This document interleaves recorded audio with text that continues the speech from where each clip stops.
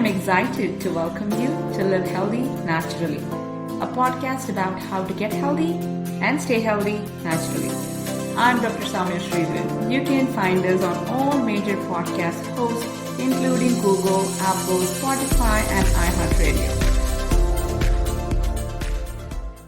Here we are for another interview with another beautiful woman, Nadia. Thank you so much for coming in today for this interview. I really appreciate your time. Thank you for having me. I'm excited to be here.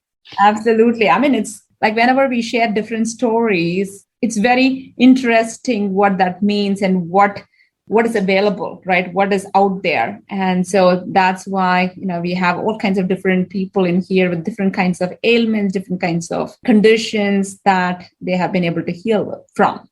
So Nadia, do you want to tell us a little bit more about what actually brought you into this natural healing methods? Did you grow up with that, or is that something that's you have actually learned to do later in your years? Was there any kind of turning point that made you do that? You can give us a background on it.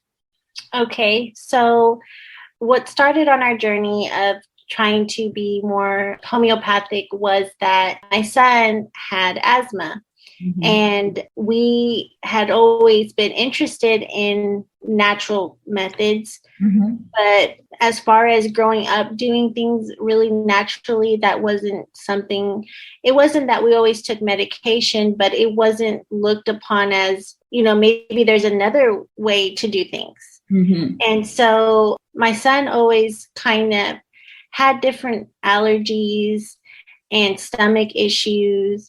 And I never thought that they correlated. Okay. Until we came to see you. Mm-hmm. And once we did research and we found your office, we were very excited because we thought, possibly we could start our son on a journey of getting off of asthma medications, mm-hmm. such as steroids, inhalers, Claritin, Zyrtec, mm-hmm. all these things that truly weren't really working. They were just coding symptoms. Right. And right. How old was your son when he was diagnosed with asthma? I would say he was about 6 or 7.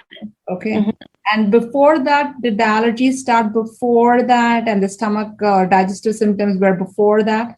Actually, his digestive system started when he was a baby. Yeah. He would vomit almost after every time I breastfed him. He would throw it all up, mm-hmm. And of course, now I know what it means to have like a healthy gut. But back then I didn't know. He always had allergies. He always had that little white line on his nose where he was always having the sniffles. We decided that we wanted to try it. Of course, we were nervous because, as any mother, you worry about your children and you wonder, like, if it's something that they're always going to have to deal with and if it's really going to work. Because asthma can be kind of scary, especially when you feel like something could happen to them. Yeah, absolutely. So, the thing is that asthma is where, you can't breathe. Like, what else can be worse than that? Then you cannot breathe. Right. And on top of it, most doctors also say that asthma is something that's lifelong or you may outgrow it. That's something how it goes. There's no other way of really fixing it forever. Right. So when that is what you hear over and over again, it can be scary. And I'm going to actually take this moment to probably talk to or share this about the gut and how it is actually directly connected to the lungs and the skin to the listeners, because it's so important. A lot of people don't understand that. And I see that time and time again. Every day, even today, I actually saw a patient with asthma or, a new patient that, a child actually. I mean, all these adorable kids that just walk in here and they've actually been to ER 4 times in the past 5 months. And I'm like, oh my gosh, it is so horrendous. And despite them being diagnosed with asthma, doesn't really stop them from having an asthma attack. Correct. And they still actually have an asthma attack and they're still taken to ER and then they're actually given treatment, their breathing treatment there, and then they come home and continue the breathing treatment. So it is a very, very scary thing to actually have a child with asthma who cannot breathe. And especially if they're little and they can't really tell you what's happening, it's even scarier. Right. And so, yes, the gut is extremely connected. That is where you always pay attention to. So unfortunately, in his case, your son's case, he actually started with gut symptoms long before he actually started with asthma symptoms. And that's how it is.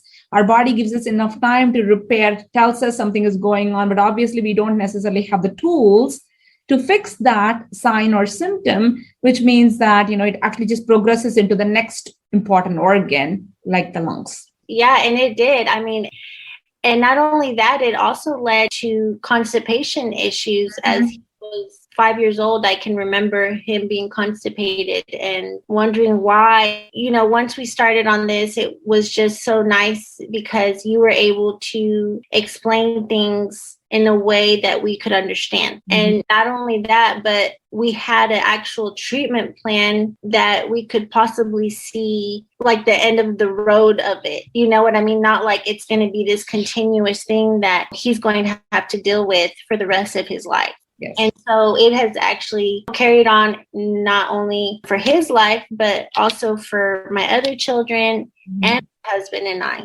It actually becomes a lifestyle because then we start learning about our bodies and the natural laws of our bodies and how to apply those natural laws so that we can stay healthy, right? Because that is, after all, the goal. It's not just about being sick and going to a doctor, but to learn how to be healthy. And if we can be healthy, there is nothing better than that. That's how we enjoy a better quality of life. And so that's another thing that I want to point out to our listeners as well as this, that constipation is not normal. It's never normal. It doesn't matter what the doctor says. It doesn't matter who says that.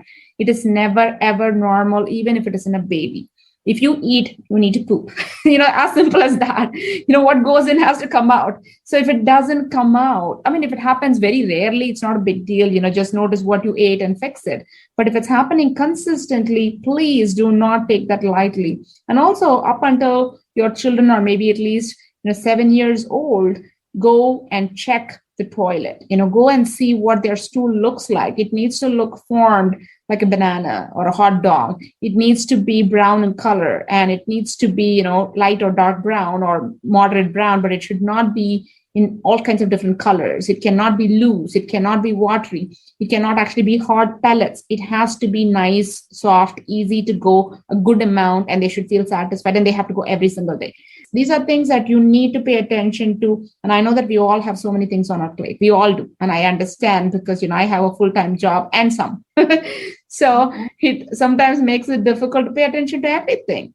But we also have to teach our children after the age of 5 to look at their stool, because so many kids don't even look at their stool. I see teenagers and I'll ask them, what's your bowel movement like? They're like, I don't know. I don't look at it. Right. They've never been taught that. That's another language of the body. It actually speaks to us through the stools as well, what's happening in our gut. So this actually becomes obviously an exercise for us to start paying attention to the things that our body is trying to tell us by elimination or not by eliminating. Right. So, it's become a thing where I ask the kids, I'm like, did you poop today? Yeah. What color was your poop? Or not today, but often where I'm like, and if they're like, I haven't pooped, and I'm like, well, why not? See why, what's going on, and how can we get you to poop? Exactly. And that's very important, right? And the thing is, what you're doing in this whole process is that you're actually teaching them that this is important to pay attention to. I do this with my 15-year-old daughter. I ask her, if she actually has a zit on her nose, I'm like, did you poop regularly? Are you getting constipated? She's like, Mom. I'm like, no, really, I don't think you are. I can tell because there is a zit on your nose, because your gut is so connected to your skin that when somebody has acne, it is directly connected to the gut. And depending on where it is, we can immediately say where it is coming from. And because I can see and I know all these things, I immediately ask her, no, you're not. There's something going on. You're not drinking enough water, maybe. Maybe you're not eating enough. What are you doing? And then I'm actually getting on her case about it. Then she's like, okay, Mom, okay, I'll take care of this. I'm like, okay, let's actually make sure that you're going this way. And I say this because asthma is only one of the things. Eczema is connected to the gut, and being constipated. And food allergies are connected to the gut. Seasonal allergies are connected to the gut. Acne is connected to the gut. Psoriasis is connected to the gut. Rheumatoid arthritis is connected to the gut. Anxiety is connected to the gut. So much is connected to the gut, and we don't pay attention to the gut. How can we actually have anything else working healthy for us? It is true. So then what happened? So you started the treatment for asthma, and then how has that actually helped your son? Does he need inhalers and nebulizers? Do you still have to go to the hospital? Does he have asthma attacks regularly? What's happening? So I guess we started seeing you about maybe 2 years or so ago, maybe longer. I'm not even sure anymore. But at first, it was a challenge for me not to turn to the inhaler or the nebulizer if he was having a little bit of wheezing or not really difficulty breathing, obviously, but just allergies. At first it was a little bit, because whenever you've done something for so long and now you're being told not to, right, it's Right. So anyway, and it's funny because even though that's what we want, we are scared, right, to do that. And I'm glad you're talking about it, because it's important to know this, that people have to know that it can be scary. Any new thing can be scary, even if that's what we want. Even if it's good, it can be scary. Right. But obviously you overcame that. Yeah, we did. And I mean, it's a lifestyle change. Being committed to taking the vitamins and the protocol and the different supplements that, especially to a child, it might not taste great. Yes. Honestly, now Justice is very easy about it. It's like nothing. It's just like, okay, Mom, it's time. It's time for me to do it. And even he tells me. So as I was saying was, when we started, it was a little bit challenging, but as we continued, we saw the change. We saw the change in him as far as his health, like the teeth grinding, the mouth breathing at night, just his stamina and his energy level. You could automatically see that it was helping him. So as you can see that your child is getting better and not being distressed, whenever he runs or plays, that was always something. And now he's not anything like that. Once you see those benefits, then you want to do things the natural way. And I'm not saying that he's never had to use it in these years, but I'm saying that it's dramatically decreased. And not only it has helped me as a mother not run to those conventional medicines. I try it naturally first, of course. And it has empowered me to, with the different protocols and the symptoms, what I can give, not only him, but my other children too. Absolutely. And the thing is, I love that how you actually have taken that power in your own hands, because we all have that power. And that's one of the things that I often talk about, how mothers are extremely powerful. The moment they make that decision that I'm going to take care of my family's health, there's nothing that can stop them. And they can. And it's just not one child. After that, everything, you actually can take care of a cold. You can take care of a fever. And I know that now, you don't even ask me for anything anymore. In the initial times, I remember you used to ask, what do I do at this point in time? And you don't even ask me anymore, because obviously you've learned now how to do it yourself, that you don't even need me. Right. That's part about it. No, I still need you, but the thing is that I should not be needed. That is my goal. I don't want to be needed. I want to actually be on the sidelines and enjoy and appreciate the fact that, you all get to be healthy. And that is where truly my job is well done. Mm-hmm. If I'm constantly there as a lifeline, then, I've not really done my job. I've actually failed at my job, honestly speaking. So I'm only happy that, you don't need me as much. And that's a good thing. So with your son, when was the last time he had an asthma attack? As far as like an asthma attack, it's been so long. Okay. As far as like me having to give him a breathing treatment because of his wheezing and the time of year and the weather changing, I think it was back in November. Okay. And even before that, it was probably well before that, maybe March before that. It's been a while. So it's like twice a year or so it has happened the last year. Okay. And before that, before you started the treatment, how often did that happen, or how often did you have to give him a nebulizer or an inhaler? I would say once a month. Okay. I want people to actually hear this as well. It's very important to understand this, that, this means that, of course, we are going to get him where he would never ever need it at all. His body doesn't go into that kind of response at all. But now it's actually dramatically changed from that to like maybe needing it once or twice a year. And that's a big improvement. It may not be looking perfect right now, but it is almost perfect, and it will get there. And this is the process. This is how the process is going to go. And it's very important to be patient with the process as well, because we are not really putting a band-aid on something. We are healing something. And I also want to mention here about how you mentioned about, you talked about his lack of stamina. And one of the things that I'm sure is that we have been working on is his adrenals, right? Yes. And I've talked about the adrenals so much but I want our listeners to hear this, because a lot of people don't know this, that the nebulizer, the inhalers, that they're actually taking steroid treatments, all of them actually give the steroid, which is something that is produced by our own bodies in our adrenals. But if our adrenals are not functioning optimally, that is the reason why a lot of people or kids develop asthma.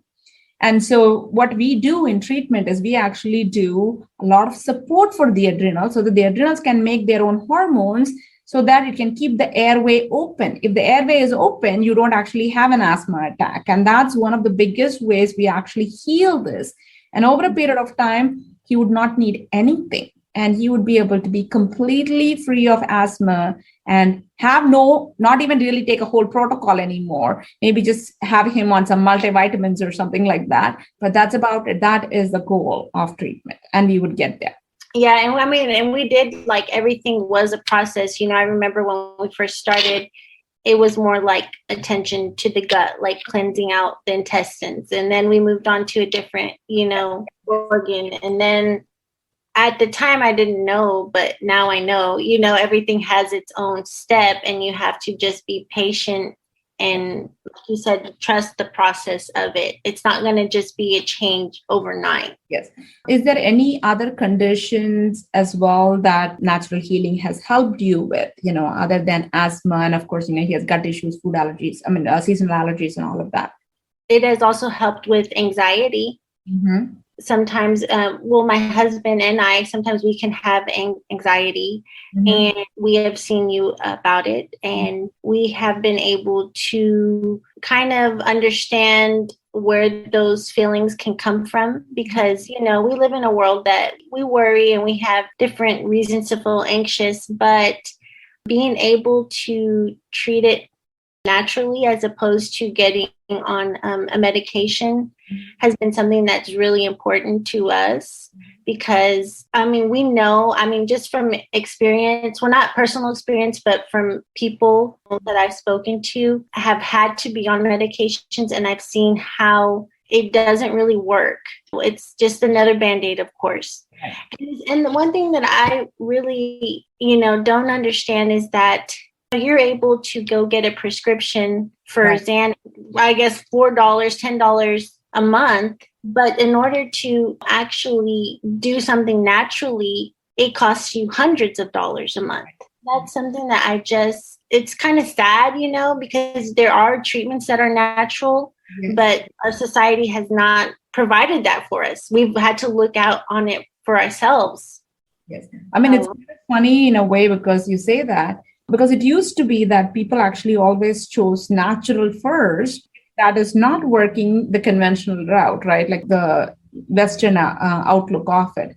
But now it has actually become the default, that the insurance companies, anything is ready to pay for it. That's the reason why it's actually going down so much, right? And when you actually want to try something or do something naturally to first heal, and not only just heal, but need less medications, it's not really covered. It's unfortunate. It really is unfortunate, because this is more of the healing. And if only more and more companies started paying for it, they would actually have to pay less, because it's a lifestyle. We want people to not get sick more often. We want them to get educated in this whole process, which means they start taking care of themselves. And when they do, then you don't really go to the insurance. You don't go to the doctor. You don't pay as many bills.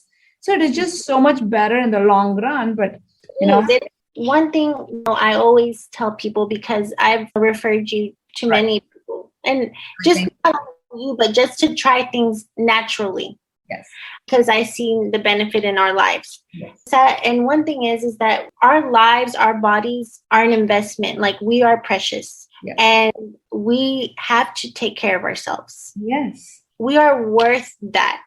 So to me, I'm very blessed that we are in the position to go the natural way.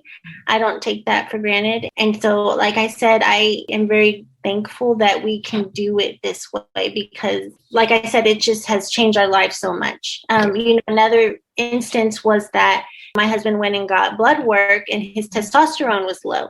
And I remember we came to you and we were able to treat it. Instead of doing testosterone injections, we were able to get his testosterone levels up naturally. Yes, that's the thing. So many things can be done. And then I loved what you said. We are worthy of that investment. A lot of people don't necessarily think of it that way. And I'm glad that you as a whole family has that outlook. And that's important too, because sometimes one person has that outlook, but the other person, the partner doesn't have that outlook, then it actually changes everything. It makes it difficult, obviously. It makes it difficult to proceed with anything. It's like you're at odds constantly. And it's wonderful that you and your husband are on the same path, which makes it so much easier to be able to spend and prioritize on your health, on your bodies. Because, I often say this, we can even go buy another Lamborghini, but not go buy another body. Right. We have one body for this life, and that's it. Whether we protect it, whether we take care of it, whether we do right by it, or whether we do wrong by it, we are actually going to pay for it.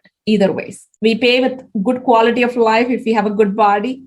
We pay with horrendous things if it's bad. And one of the other things that I often talk about is that people actually think that, it's just momentary. If it's acute, and you go for conventional medicine, great. But chronic, it's not really a great idea because most people don't really get healed and they just take treatment for years. And they've actually wasted so many years of quality life that they could have enjoyed by doing that. And so there is no money that could ever bring back that time. That's one loss. The second is so many times people actually end up in ERs and things like that because they don't really know how to take care of it. And they actually end up spending so much more money than they actually ever wanted to. So naturally, there is an expense money-wise, and there is also expense of time and quality of life and pain. And, none of those things can ever be repaid. Right. Well, and another thing is, you take a medication for, let's say, diabetes or cholesterol, and it actually causes another problem. So that's something that I think we need to take into consideration. And also, you're also someone who is very interested in learning, right? And someone who's, wanting to take control over what it takes to be healthy, right? And I actually have always seen that to be very inspiring for me, because when people actually get so interested, I just, definitely put on my teacher hat and, I actually start teaching because I love doing that anyways. So is that something that you're always interested in all kinds of things, or is that something more about how this has transpired that makes you want to learn more about? It's just something that kind of has transpired, I guess, really, just because it's so interesting to me. It's interesting that we are able to heal our bodies naturally. Yes. And that to me is very interesting. I wish everybody could know about it. Yeah, no, that's exactly why we are doing this, so more people can know about it. So can you share with our listeners anything that you do now, like, for any specific things, like natural remedies, that could be helpful for somebody? Okay, well, one thing that we're really, big on is drinking our warm water. We still warm water with lemon or honey or garlic even. And we think that's really important still in our house, because I always remember, it's our lymphatic system. It gets it going. Yes. And so that's something we do constantly. Another thing that I guess, what else have we done? For example, if the kids might have a fever, we're able to treat it with belladonna or aconite. Yes, good job. Yeah, those are all homeopathic remedies, and those are all can reduce fever, but they are not going to bring the fever down to 98. That's very important to know as well. And it's important that it doesn't bring it down all the way, because it's fighting an infection, and some amount of increase in temperature is what is going to help fight the infection. So, and I know that was a big one for you to actually first learn, right? It was, because I don't like to see my kids in pain. It's really hard for me. So that was something that was like, okay, it's okay. They're going to be okay. Yeah. Food poisoning. We've been able to treat food poisoning. Yes. And what did you for food poisoning? Oh gosh, what did I think I gave him arsenic. Yes, good job. Arsenic amalgam. So Yeah. there's so much that you can do now, right? And all you need is this little kit, this little box that you actually carry around with you, and you can do so much. I mean, and that's the funny thing is that I take it out of town and people laugh at me, but it's okay. I'm like, if you ever need anything, I'll be here with it. Exactly. Actually, one time I was actually on a trip and I had my kit with me as well. One of my relatives developed food poisoning. Out of everybody ate at the same place, but I don't know why he developed a food poisoning and he could not actually stop going to the bathroom. Poor guy. And we were actually, on the road as well. He was like, please stop. I need to go. And so, I mean, I had arsenic amalgam. Thank goodness for that, because it was able to stop that. And then I also gave him aloe because it also helps, a lot immediately to stop the diarrhea. And he was so grateful. And so I am always grateful for the kid, because even if it's not for me or for my own children, it helps somebody there. And, we can actually help. It does. Oh, and another, thing was whenever my son had to have an extra tooth removed, extracted. And instead of giving him antibiotics, the doctor had prescribed, I was able to give him the natural remedies and his mouth healed perfectly, and it just makes you feel good. It really does. The thing is that we have actually even done the whole protocol for people after mastectomy. Oh, wow. Without antibiotics, after C-sections, without antibiotics, all kinds of surgeries that you could imagine people go through. We have actually been able to. So it's like, obviously, we are always about supporting whatever the person's choice is. And if they choose to have a mastectomy, it's their body. They can actually have a mastectomy. I'm not going to go say, no, you cannot have it. Obviously, there are other ways to do it. But if that's the way they choose, that's the way they choose. And I have full respect for whatever people choose for their bodies. But then, if they actually want us to support them by not taking more medications, we're like, absolutely, we will do that. And it's amazing. And I personally took the same protocol that he took for tooth extraction for after my C-section. Wow. And I never had to take an antibiotic or a painkiller. And I healed so quickly that the nurses couldn't believe it. Wow. It's amazing what can be done naturally, as much as people think of as this is only for something that is like, maybe like a little tiny bite or tiny wound or something or an injury. It is actually something that can go long ways and it can heal deep as well. And so that's what my experience of it has been. And, and that's the reason why I say it with such confidence and able to put together protocols that can help other people. But it's also amazing how you have been able to. So for me, like my father was a doctor, right? So, and then I've been formally trained. So it makes it easier for me to do this. But obviously for a person who is coming in new, you actually took that on and you made it yours. Yes, I did. And I'm very thankful. And that actually says a lot about you as to how amazing you are, how incredible you are, how you actually have that will and strength to pursue that and learn that, and now actually, put it in practice for your own family and, enjoy the quality of life that you all deserve. Yes, thank you. Yeah. And I just, like I said, I hope that everybody can, have the confidence and knowledge to do things naturally and not be afraid. Yes. Because sometimes it is kind of looked down upon. It shouldn't be. And so I just hope that others will do that for themselves or for a loved one. Yes. And I think that it is definitely changing. One day, maybe, soon enough, we'll be having a conversation about how insurance covers all of the natural treatments and people don't really have to go from pillar to post. And I hope that my own daughter, I was telling her, she wants to become a doctor as well. And I was telling her how she might actually want to choose something where an insurance will cover as well. But she'll actually still practice holistic so that we can actually bill insurance for some of the services, and that can actually reduce the cost for people. So we can actually make it available to everyone. Mm-hmm. And that would be the dream that we'll be able to hopefully make it come true sooner than later. But that's a very good point. And I thank you so much for joining me today and sharing your story and sharing your healing journey and the difficulties of it and things that you've learned from it, but how it has left you empowered.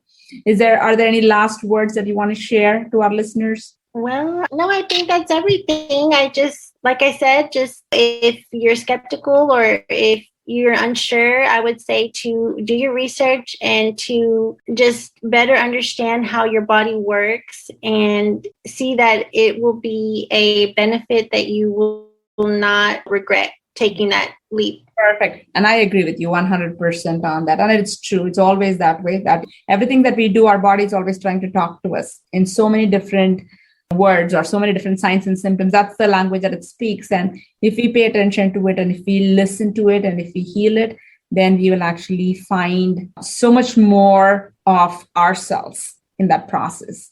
And that's what I have seen in my practice. I've seen it in my own life. And I hope that every single person has the opportunity to do that, because every one of us deserve healing. We do. Well, thank you so much, Nadia. Thank you for joining me today. I appreciate you. And I appreciate your family. You have the most cutest family ever. Thank you.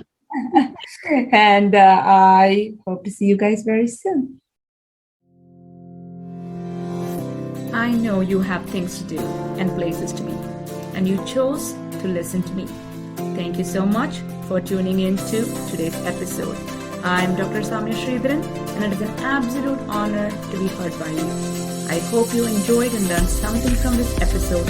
Show us some love and share with your friends and family. And be sure to tune into our next episode in 2 weeks. Much love and health. Until then.